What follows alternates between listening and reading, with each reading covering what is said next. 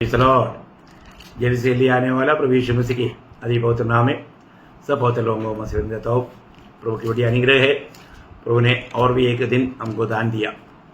मैं हमेशा बोलता है ना, और भी एक दिन दिया, क्योंकि एक एक दिन हम गिन करके आगे बढ़ रहे हैं। और प्रभु में आने के बाद में दिनों के अनुसार, समय के अनुसार हमारा आत्मिक बढ़ोतरी होना चाहिए। स्वर्ग वो देखता है, हम प्रभु के लिए और भी अधिक अधिक उपयोगी बनना चाहिए। आज कितने लोग हैं प्रभु में आया, बहुत साल हो गया, लेकिन प्रभु उनको इस्तेमाल नहीं कर पाता, प्रभु का कुछ उपयोग में नहीं आता। प्रभु को कितना दुख रहेगा प्रियो। हम लोग हमारे जीवन में हमें प्रभु को दुख देने वाला नहीं होना चाहिए। शाऊल को चुनने से प्रभु को पछतावा हुआ, क्योंकि वो प्रभु के राह पर चलने के लिए उत्साही नहीं बना। प्रथम राजा शाऊल का बारे में हम लोग ऐसा पढ़ता। मैं एक बात आपको बताना चाहता हूँ, आज हमें चुनने के द्वारा प्रभु आनंदित है या दुखी है। जरूर प्रियो, हमें जो वचन मिलता है उस वचन के अनुसार हमें बढ़ना चाहिए। और ये वचन सुनने के समय में आज बहुत लोग वचन क्यों नहीं सुनता मालूम? क्योंकि उनका जीवन प्रभु की इच्छा से बहुत दूर है। इसलिए वचन सुनने के समय में उनका दिल में चोट लगता, इसलिए वो नहीं चाहता वो प्रभु का सच्चे वचन को सुने। क्योंकि वचन क्या है? वचन एक दर्पण है। हम प्रभु का वचन सुनने के समय में हमारा सच्चा आत्मिक अवस्था कहाँ पर है, वो वचन हमें बताता है। इसलिए मैं आपको बहुत नम्र विनती करता हूँ, हमारा जीवन बिगड़ गया है तो प्रभु का वचन सुनना ना छोड़े।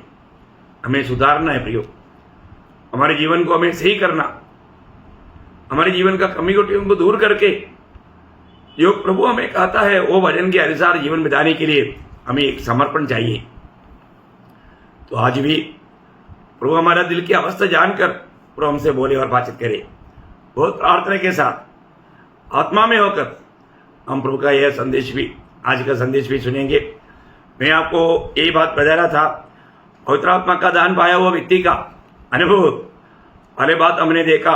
प्रभु का वचन का सच्चा प्रकाश ये आत्मा के द्वारा मिलता है, क्योंकि आत्मा बिना हम आत्मिक बातों को किसी भी प्रकार समझ नहीं सकता। दूसरा बात हमने देखा था, पवित्र आत्मा हमें पाप के बारे में, धार्मिकता के बारे में और होने वाला न्याय के बारे में हमें निरुत्तर करता बोलेगा, तो इस विषय में हमें अच्छा समझ देता और हमें प्रभु में किस प्रकार का जीवन बिताना चाहिए वो बात प्रभु का आत्मा हमें समझाता। और तीसरा हमने देखा कि प्रभु यीशु को अपना प्रभु करके अंगीकार करने के लिए पवित्र आत्मा हमको प्रेरणा देता, और उस प्रेरणा से जो प्रभु यीशु को अपना प्रभु मानकर ग्रहण करता, उसी व्यक्ति को ही सचमुच में उद्धार मिलता। आज ये सब सुनने के समय में हमारे नए जन्म के बारे में, हमारे उद्धार के बारे में हमें परखना है। मेरे जीवन में उस रीति में मेरा उद्धार हुआ है कि नहीं? मैं आत्मा की प्रेरणा से, हाँ तुझे अभी प्रभु को ग्रहण करना ही होगा, ये प्रभु तेरा प्रभु है, ये आत्मा हमको हमें अंदर बोध दिया, अच्छी तरफ हमें हमारा मन में वो प्रकाशन डाला। तब हम विवेश होकर के, आत्मा में विवेश होकर के हमने प्रभु को ग्रहण किया, तो वो जीवन जरूर नया जन्म पाया हुआ या उद्धार पाया हुआ सच्चा अनुभव व्यक्ति के जीवन में रहता है। आज मैं आखिरी चारवां बात मैं आपको बताना चाहता हूं, पवित्र आत्मा ही है जो हमें नया जन्म देता है। अभी तीसरा बात हमने देखा, पवित्र आत्मा है हमें प्रभु यीशु को प्रभु करके ग्रहण करने के लिए हमें प्रोत्साहन देता, हमें मदद करता। और जो चारवां पॉइंट क्या है, पवित्र आत्मा के द्वारा ही हमारा नया जन्म है। आप देखिए, हमारे अंदर ये नया जन्म का अनुभव देने वाला ये पवित्र आत्मा है। आपको मालूम है, इसका बारे में पुराना नियम में भी एक सुंदर वर्णन एहेजकेल नबी की किताब 36 अध्याय उसका 25 से 27 तक का वचन में एहेजकेल के द्वारा प्रभु ने अच्छा रूपरेखा दिया है। मैं तुम पर शुद्ध जल छिड़काऊंगा और तुम शुद्ध हो जाओगे, और मैं तुमको तुम्हारी सारी अशुद्धता और मूर्तों से शुद्ध करूंगा। मैं तुमको नया मन दूंगा और तुम्हारे भीतर नई आत्मा उत्पन्न करूंगा और तुम्हारी देह में से पत्थर का हृदय निकालकर तुमको मांस का हृदय दूंगा। मैं अपना आत्मा तुम्हारे भीतर ऐसा करूंगा कि तुम मेरी विधियों पर चलोगे और मेरे नियमों को मानकर उनके अनुसार करोगे। देखो कितना क्लियर बात है। एक नया जन्म पाया हुआ व्यक्ति का अगुवा करने वाला प्रभु स्वयं है। प्रियो, अभी हम क्या क्या बात करता। पहले बात, प्रभु हमें एक नया हृदय देगा। हमारा पुराना हृदय पाप से भरा हुआ था, उसको नया हृदय देने का अर्थ उस हृदय को प्रभु अपना लहू से धोकर शुद्ध करेगा, कंप्लीटली उसको नया बनाएगा। एक मांसमय जो भी एक हृदय हमें देगा। इसलिए क्योंकि प्रभु का वजन उसमें रखने के लिए वो पत्थर का हृदय को हटाया। दूसरा हमने देखा, प्रभु एक नया आत्मा देगा। वो आत्मा पवित्र आत्मा नहीं, वो मनुष्य की आत्मा है। प्रभु हमें उस मनुष्य की आत्मा प्रभु के साथ का संबंध में वापस जोड़ देगा। और तीसरा, प्रभु हमें एक नया मन देगा, यीशु मसीह का मन। और चारवा, प्रभु के आत्मा हमारे आत्मा में देगा। प्रभु की आत्मा हमारे आत्मा में आता है, ये बात जरूर जानना। प्रभु की आत्मा आता है तो वो आत्मा हमारे शरीर में नहीं आता, हमारे प्राण में नहीं आता, हमारे आत्मा में आता। दूसरा तिमोथी 4:22 में लिखा है, प्रभु की आत्मा तुम्हारे आत्मा के साथ हो। तो बहुत बड़ी बात है, ऐसे है ना। प्रभु की आत्मा के साथ रहो। हाँ, प्रभु की आत्मा तुम्हारे आत्मा के साथ हो, ऐसा है। प्रभु तेरी आत्मा के साथ रहे। हाँ, प्रभु तेरी आत्मा के साथ रहे। तो बहुत बड़ी बात है प्रियो। मैं एक बात आपको बताना चाहता हूं, प्रभु की आत्मा पाया हुआ लोग, प्रभु की आत्मा पाया हुआ लोग हमेशा जब मतलब प्रभु के साथ जब प्रार्थना करता, क्या बोल के प्रार्थना करता? अब्बा पिता, अब्बा पिता, है ना। रोमियों का पत्री 8 अध्याय उसका 15-16 वचन। क्योंकि तुमको दासत्व की आत्मा नहीं मिली कि फिर भयभीत हो, परंतु लेपालक की आत्मा मिली है, जिससे हम ही अब्बा है पिता कहकर पुकारते हैं। आत्मा आप ही हमारे आत्मा के साथ गवाही देता है कि हम परमेश्वर की संतान हैं। देखा, एक सच्चा उदार पाया व्यक्ति को ये गवाही हमेशा मिलता है, क्योंकि प्रभु हमारे आत्मा में रहता और प्रभु अपने आत्मा से बात करता, और वो वाणी जब आत्मा में चलने वाले व्यक्ति को सुनाई देता, इसलिए वो भी आत्मा से हमारा बात करते रहता। बहुत बड़ी बात है ये अनुभव। आज बहुत लोगों को नहीं, क्योंकि बहुत लोगों को सचमुच में उनका उद्धार नहीं हुआ या नया जन्म नहीं हुआ। मैं एक बात आपको बताना चाहता हूं, जो भी व्यक्ति, जैसे हमने देखा पवित्र आत्मा हमको यीशु मसीह को प्रभु करके ग्रहण करने के लिए प्रभु का आत्मा प्रेरणा करता है, वो व्यक्ति यीशु को प्रभु करके ग्रहण करने के समय में, उसको ग्रहण करने के समय में मिलने वाला बात है नया जन्म, है ना।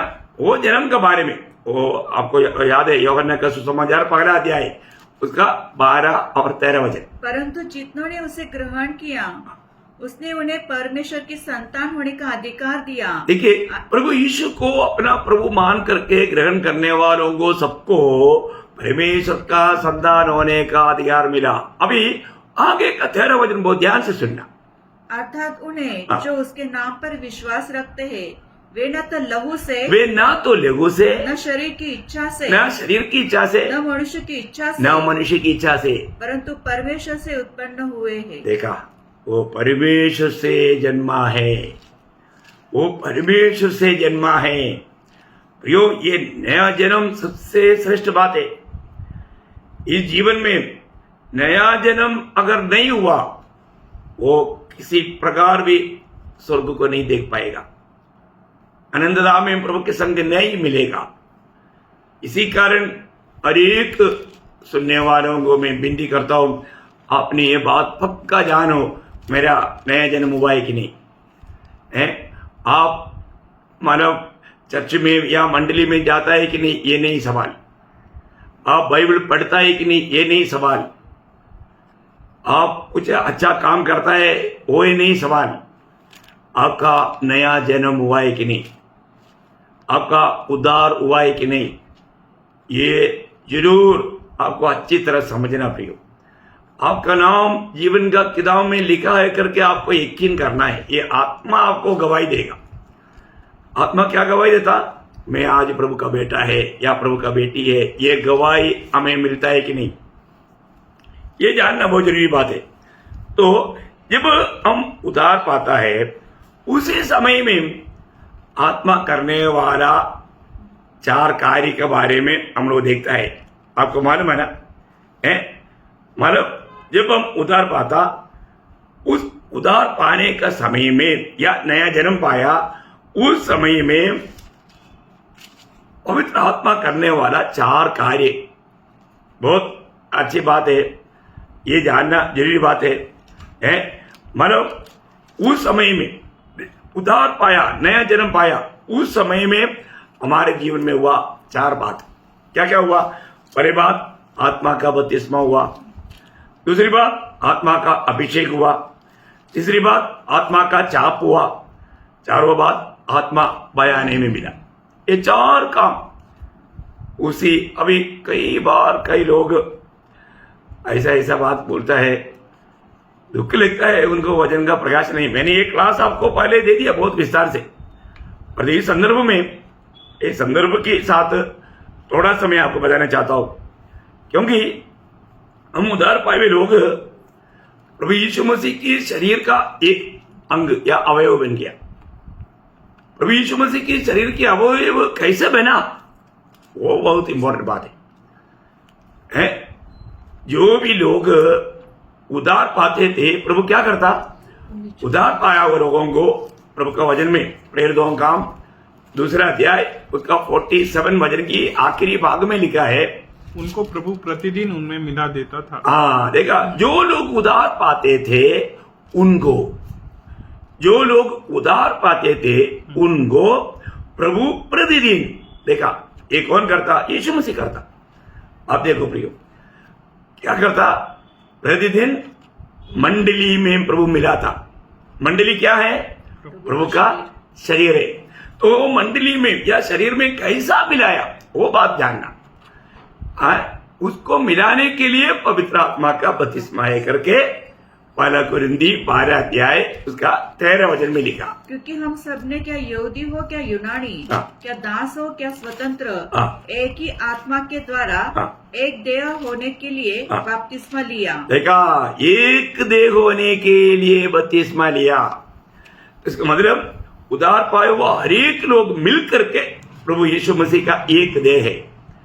उद्धार पाए हुआ सारा लोग मिल करके प्रभु यीशु मसीह का एक देह है। ये है सार्वत्रिक मंडली।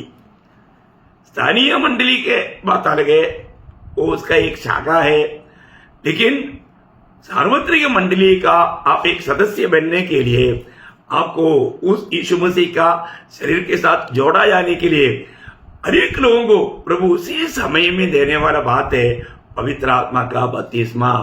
ये उद्धार पाने के बाद में कुछ दिन इंतजार करने के बाद में मिलने वाला बात नहीं।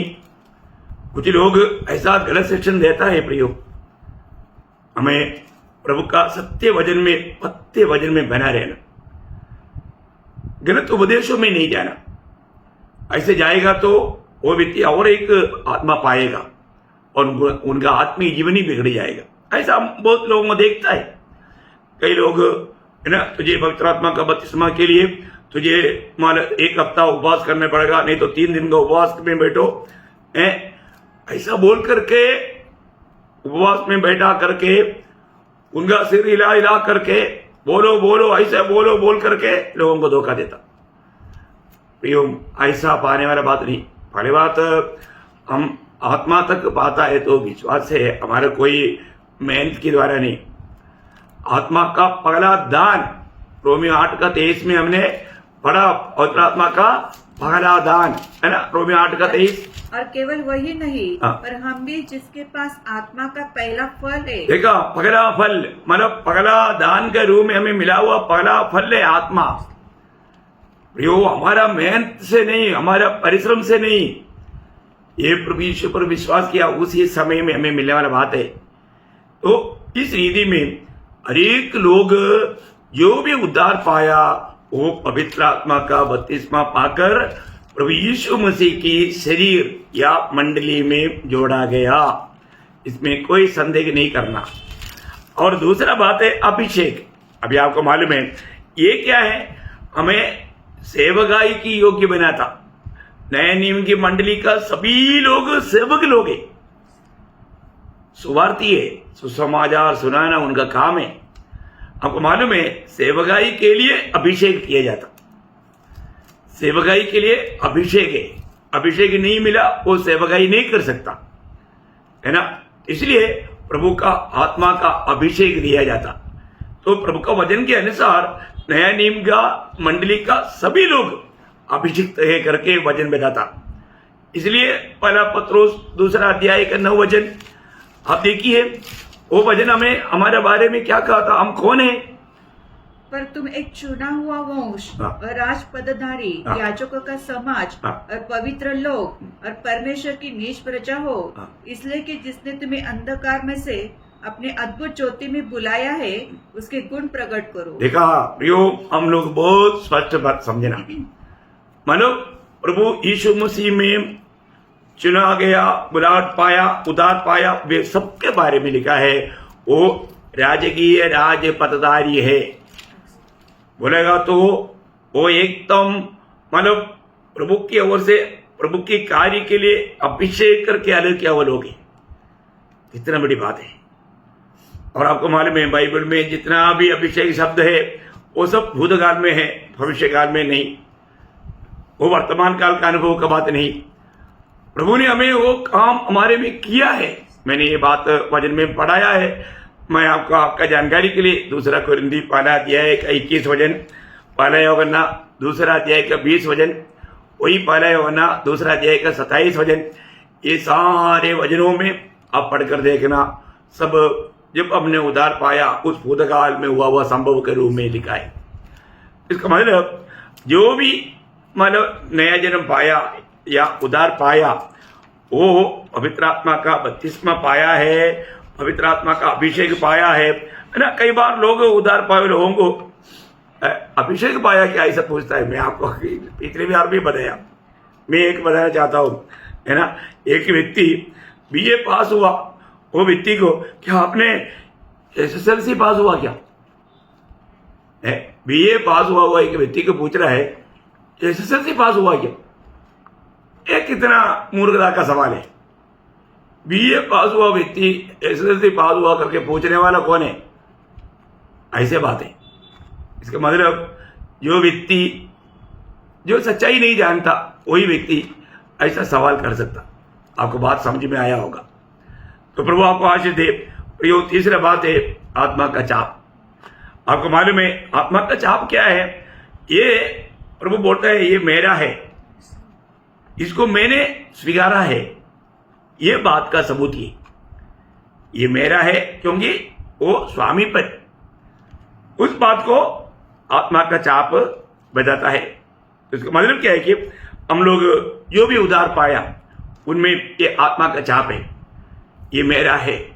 और हम प्रभु का जब एफेसियों का पत्र 4 अध्याय उसका 30 वचन, एफेसियों 4 अध्याय उसका 30 वचन, परमेश्वर के पवित्र आत्मा को शोकित मत करो जिससे तुम पर छुटकारे के दिन के लिए छाप दी गई है। देखा, छुटकारा का दिन के लिए छाप दी गई है। देखो प्रभु बोलता है कि ये मेरा है, मैं जब आएगा मैं इसको लेकर जाएगा। देखो क्या गारंटी है। और भी बहुत उसका 1 अध्याय का 14 वचन में है, 2 कोरिन्थी 1 अध्याय का 22 वचन में है। वहां सब ये छाप का बारे में लिखा है। मैं आपको बताना चाहता हूँ प्रियो, एक उद्धार पाए हुए लोग उनको कोई संदेह नहीं हमारे प्रभु का आगमन में साथ में जाएगा कि नहीं, जरूर जाएगा क्योंकि हमें पवित्र आत्मा का चाप प्रभु ने दिया है। और चारों बात है आत्मा का बयाना, आत्मा बयाने में दिया। बयाना ये आपका मालूम है कि व्यवहार का शब्द है ना। हमारा व्यवहार पक्का हो गया, उसका एक चिन्ह है बयाना, एडवांस है ना। तो ये भी बात जब हमारे एफेसियों 1 अध्याय का 14 वचन में वो उसके मोल लिए हुए के छुटकारे के लिए हमारी मिरास का बयाना है। बयाना है, आत्मा बयाने में गया। प्रियो ये बात भी पक्की बात है। इसका मतलब मैं इसलिए आपको ये बात बताना चाहा कि जो भी उद्धार पाया है, नया जन्म पाया है, उनमें ये 4 कार्य उसी वक्त में प्रभु ने किया। आत्मा का बपतिस्मा, आत्मा का अभिषेक और आत्मा का चाप और आत्मा का बयाना। ठीक है, आज हम आत्मा पाने के लिए इंतजार में नहीं। लेकिन एक बात है, हमें रोज आत्मा में भरना चाहिए। ये एक काम अनिवार्य है। आत्मा में भरना का बात अलग है। रोज है ना, आपको मालूम है एफेसियों 5 अध्याय का 18 वचन में, दाखरस से मतवाले न बनो, हाँ। क्योंकि इससे लुचपन होता है, हाँ। पर आत्मा से परिपूर्ण होते जाओ। देखा, आत्मा से परिपूर्ण होते जाओ, आत्मा से परिपूर्ण होते जाओ। बोले हमारे कोई आज्ञा स्वर में हमारे लिए दिया हुआ है। हम जब आत्मा में भरेगा तभी हम आत्मा में चलेगा। और बाइबल में हम प्रेरितों का जीवन में हम देखते हैं, बार बार वो लोग आत्मा में भरते थे ना। प्रेरितों का हम 4 अध्याय का 31 वचन, उसका 6 अध्याय का 5 वचन, उसका 7 अध्याय का 55 वचन, उसका 13 अध्याय का 52 वचन, यहाँ पर सब हम देखते हैं कि बार बार वे लोग आत्मा में भरते थे। हमें आत्मा में रोज भरना चाहिए प्रियो। एक कार्य उदार पायो हर एक लोगों में होना जरूरी बात है। आत्मा में भरकर हम प्रभु में चलना, क्योंकि रोमी 8:14 में क्या बोला, जो आत्मा में चलता है या आत्मा का अगुवाई में चलता है वही परमेश्वर का संतान है। आप प्रियो, बहुत जरूरी बात है हमारे जीवन में। आज हम आत्मा में भरेगा तभी हम आत्मा में चल पाएगा। आज आत्मा में चलने वाला प्रेरित पौलुस एक अनुभव बताया, मानव प्रेरितों का 20 का शायद 22 में, 20 अध्याय का 22 वचन देखिए। अब देखो मैं आत्मा में बंधा हुआ यरूशलेम को जाता हूँ। देखा कैसे जा रहा हो, आत्मा में बांधा हुआ अनुभव में। देखा, एक प्रभु का जन, आत्मा में भरा हुआ एक व्यक्ति आत्मा में बांधा हुआ अनुभव में ले चलने वाला अनुभव आएगा। ये सच बात है प्रियो। कई जगह पर हम यदि नहीं जाना चाहे तो भी आत्मा हमको बांध कर ले जाएगा। हर एक सच्चा भक्तों के जीवन में ये अनुभव रहता है। तो मैं प्रभु को बहुत धन्यवाद देता हूं। तो आज हमें आत्मा पाने के लिए इंतजार नहीं करना। आज हमें इंतजार किस बात का करना है, प्रभु का आगमन की इंतजार में रहना। क्या करना, प्रभु का आगमन की इंतजार में रहना। क्योंकि माला वचन में इब्रानियों 9 अध्याय का 28 वचन में, जो लोग उसके बाट जोते हैं उनके उद्धार के लिए दूसरी बार बिना पाप उठाए हुए दिखाई देगा। देखा, जो प्रभु की बाट जो रहा है उनके लिए, देखो ये बहुत सुंदर बात है, उनके लिए है ना प्रियो। हमारा प्रभु, हम कभी सोचते नहीं ऐसे समय में प्रभु आएगा। इसलिए हमें प्रभु का आगमन की बाट जो है ना, उसकी तैयारी में रहना। जब प्रभु का आगमन के बारे में कहने के टाइम पर मत्ती के सुसमाचार 24 अध्याय में बार बार प्रभु का आने वाले एक शब्द है, आपको 1-2 वचन में पढ़ाऊं, उसका 42, उसका 24 का 42। इसलिए जागते रहो, क्योंकि तुम नहीं जानते कि तुम्हारा प्रभु किस दिन आएगा। देखा, किस दिन हमारे प्रभु आएगा, क्योंकि प्रभु ने वो दिन हमको नहीं बताया है ना। इसलिए हमें एकदम जागते रहना पड़ेगा। तो प्रभु ने हमको स्वभाव काम हम करते रहना। और उसका 44, इसलिए तुम भी तैयार रहो, क्योंकि जिस घड़ी के विषय में तुम सोचते भी नहीं हो, उसी घड़ी मनुष्य का पुत्र आ जाएगा। हो, कितना अनोखा बात है ना। हो सकता है हम लोग इस भजन को सुनते सुनते, सुनाते सुनाते प्रभु का आगमन हो जाएगा। प्रियो, हमें वो तैयारी में रहना चाहिए। सचमुच में हम लोग ऐसा दिनों में जी रहा है, हमारे प्रभु किसी भी क्षण को आ सकता है। तो मैं आग्रह करता हूं हर एक पवित्र लोगों से, अब अपने जीवन को परखना कि आज का दिन प्रभु आएगा तो आज मैं प्रभु को प्रसन्न करके आत्मा का दिन, आत्मा का अगुवाई में जीने वाला अनुभव मेरा है कि नहीं। प्रभु का सत्य वचन को थामा रहने में और प्रभु को जीने में मैं आज विजयी है कि नहीं। हर समय में आज का दिन प्रभु आ गया तो हम एक तसल्ली से प्रभु से भेंट कर पाएंगे क्या। यीशु मसीह सूली में जाने से पहले पिता से कहा, यूहन्ना 17:4 में, ये पिता, मैंने तेरी महिमा किया, जो काम तूने मुझको दिया मैंने उसको पूरा किया। कितना अनोखी बात है प्रियो है। आज प्रभु ने हमें दिया हुआ काम हमने पूरा किया है क्या।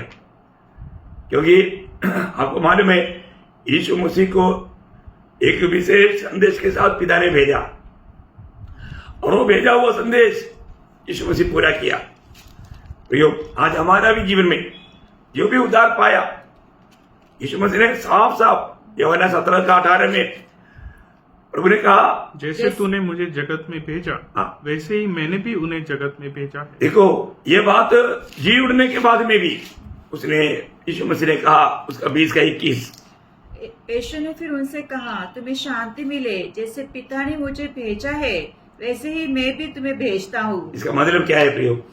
मुझको और आपको एक बहुत बड़ा जिम्मेवारी प्रभु ने दिया है। बहुत लोग उद्धार पाने के बाद में उनको ये नहीं मालूम मेरा क्या जिम्मेवारी है। कितना दुख की बात है ना। वो कितना शायद एक बचपना का दिशा में होगा, लेकिन ऐसा नहीं होना चाहिए प्रियो। और एक बहुत लोगों से मैं नम्र विनती करता हूं, प्रभु में आने के बाद समय के अनुसार हमारे आत्मिक जीवन में बढ़ोतरी चाहिए। हमें प्रभु की आत्मा में उन्नति पाना चाहिए। हम मसीह की रूह बनते जाना चाहिए और मसीह की सुर तक बढ़ना चाहिए। जो उद्धार पाने के बाद और ये प्रभु का नियुक्ति और सही रीति में नहीं जाना, उसका योग्य जीवन नहीं बिताया, कितना दुख रहेगा प्रियो। प्रभु का दिल को कितना दुख रहेगा। तो इसलिए हमें ये बात को परखना है, आज मेरे जीवन से मेरा प्रभु आनंद दे क्या। और उसे एक बड़ा गवाही देता है 2 कुरिन्थी 5:9 वचन में। इस कारण हमारे मन की उमंग यह है कि चाहे साथ रहे चाहे अलग रहे, पर हम उसे भाते रहे। देखा, हम उसे भाते रहे, हम उसे भाते रहे, प्रभु को प्रसन्न करते रहे।